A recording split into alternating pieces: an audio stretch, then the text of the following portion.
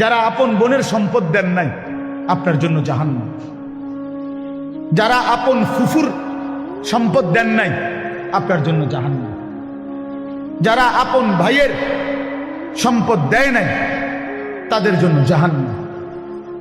যারা আপন স্ত্রীর মোহর আদায় করেন নাই তাদের জন্য জাহান্নাম অপেক্ষা করছে। বান্দার হক এগুলো। কার হক? বান্দা। আরো আছে, একটাই বললাম, বান্দার হক কমতি করা যাবে না, কমতি করা যাবে। আপন বোন বাবার মৃত্যুর পরে ঠিক যা পায় তা পুরো দিতে হবে।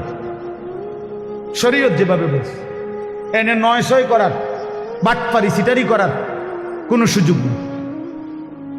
আপন স্ত্রীর মোহর আদায় না করার কোনো সুযোগ নেই। আপন ভাইয়ের, বোনের, ফুফুর ইত্যাদি সম্পদ ৯০০ করার কোনো অধিকার নেই।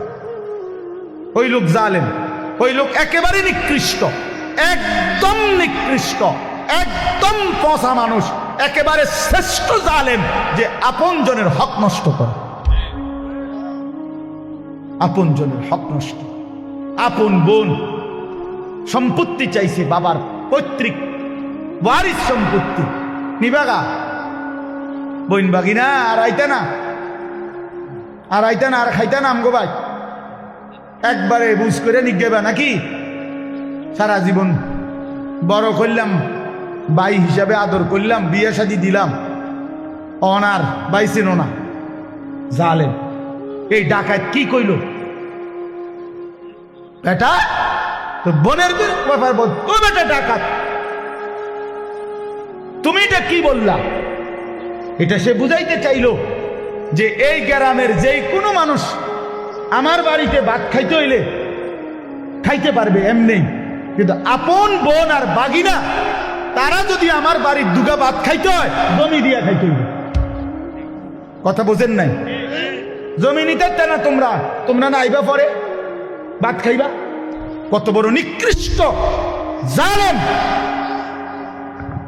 বেটা! তোর গ্রামের কত মানুষ তোর ঘরে খায়, ওই তারা তোর জমি দিয়ে খাইছে, তো তুমি আপন বোনের বেলায় এটা কইলা কেন? আপন বোনের বেলায় এটা বললা কেন?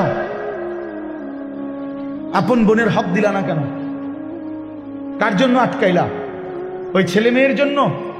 ওরা তোমারে মনে রাখবে? এই সম্পত্তি তোমার থাকবে তো কি বাবা, কি ফায়দা হইল বলেন? বলেন, এক বিগত জায়গা ছেড়ে দিলে আপন ভাইয়ের বাড়ির রাস্তাটা হয়ে যায় না? দিত না? এই গাছ কান কাটতে লাইলে এদের রাস্তাটা আইসা পড়ে না? দিত না? কেন? অসুবিধা কি? মনে করেন আমনে রে, সে তো আমার ভাই, আল্লাহর জন্য দুনিয়া একটু ছেড়ে দিলে কি হয়? দুনিয়া এমনি ছাড়তে হবে না?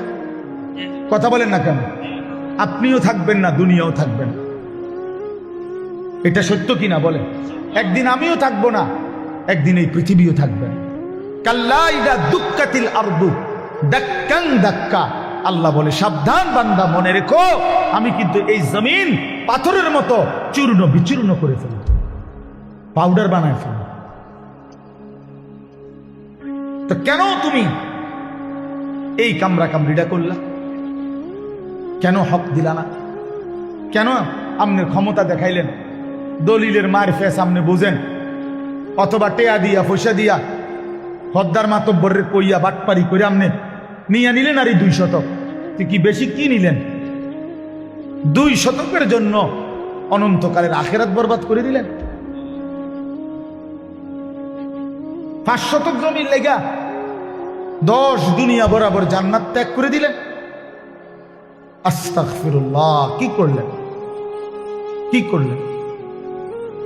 এই জন্য বাবা, কোনোভাবেই আপনজনের হক, এটা বান্দার হক।